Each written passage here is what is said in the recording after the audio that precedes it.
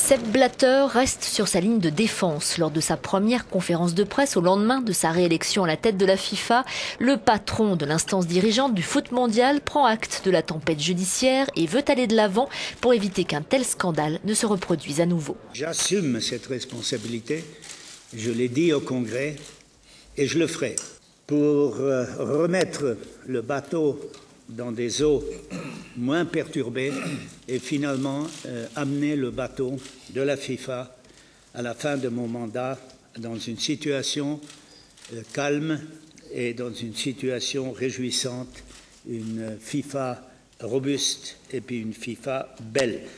Le patron de la FIFA n'en démord pas et sous-entend une nouvelle fois qu'il s'agit d'une action des Américains frustrés de ne pas avoir obtenu le mondial 2022.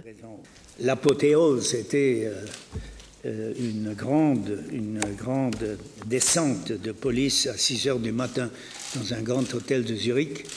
Et curieusement, il y avait déjà à ce moment-là 3 journalistes américains qui étaient là. La FIFA reste dans le collimateur des justices suisses et américaines et les sponsors s'en mêlent. Les poids lourds de l'économie américaine réclament des mesures concrètes contre la corruption. Un sénateur américain va plus loin et réclame à Sepp Blatter la publication intégrale du rapport explosif sur l'attribution des Coupes du Monde 2018 et 2022 à la Russie et au Qatar.